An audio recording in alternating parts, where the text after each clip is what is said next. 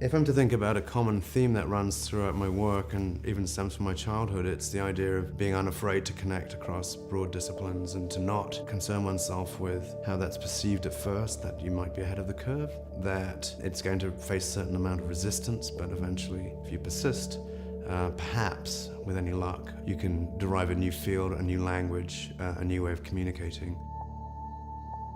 I grew up in the north of England, in the Lake District, a region of mountains and lakes. I was exposed to nature at a really early age and was given a ton of freedom actually to explore that unimpeded. Because of my parents' backgrounds, I have a sense of difference and freedom that allowed me to explore. I remember being allowed to go out and just paint flowers, paint trees, rivers, mountains. And there was no bias in terms of what I did, whether it was interested in nature because of nature's sake or because of nature, because of beauty as a potential artist. I think it set up this conversation in my mind that there were no boundaries, that you could be whoever you wanted and do whatever you wanted with care. I think that in part has led to this more sort of polymathic view of life, and that art and science and nature and beauty and technology are all one. What I'm most interested in as a scientist is creating new languages and connections to break down these boundaries, which I think are absolutely essential for the emergence of new fields where we can actually do something really profound together. We established Med Studio at Jeff about 2 years ago. We made a rule within that studio that the artist, architect, and scientist would be treated equally. And the point there was to imbue the curriculum and the culture with a design sensibility. And we think design, which is a very human-centered activity that considers the end user consistently, is a valuable tool in helping to establish that new mission, which is one of increasing empathy, creativity, and connectivity.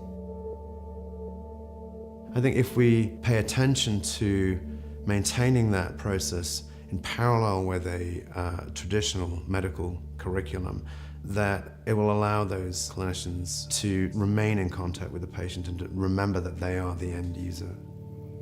And one of the things I'm very fascinated by is the power of spaces to heal. So when we walk into hospitals, we actually consider the lighting, the floors, the walls, the colors, the sound. They're not great places to get better, even though they try their best.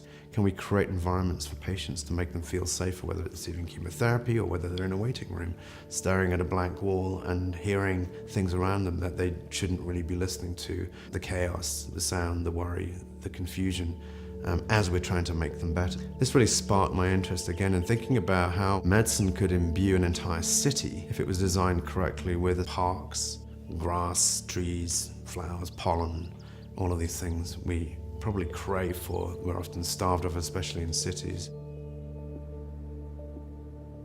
The moment when the rain hits the hot dirt in summer and you get this astonishing, almost euphoric sense of life. What's that about? Well, it turns out that actually in dirt there are bacterium that we are constantly inhaling. If we put our hands in them, they cover our hands, we breathe it in. And these bacterium turn out to have positive effects on our serotonin system, so they actually make us feel good. So we've evolved and co-evolved with dirt to have our hands in it, to nurture it, to feel good about being in it. A couple of years ago, I was at a dinner with Michael Garden and Liz Maley, who are board members at the Friends of the Rail Park in Philadelphia, and they started talking about this wild project to convert this 3-mile strip of abandoned railroad, much bigger than the High Line in New York, broader, longer, because underground and underground. You crawl through the brush and you end up on a viaduct and you can see the entire city in front of you, and then in either direction the rail park extends through 22 neighborhoods, 50 city blocks, and immediately you can see the potential of, could we, through co-designing or having a voice in that, start to think about how health could be actually designed into the park.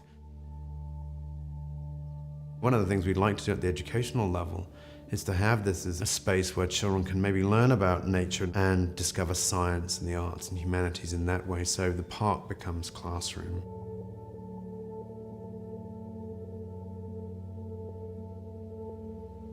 Design connects people and exposes people to difference. Without connection and without difference, how do you innovate?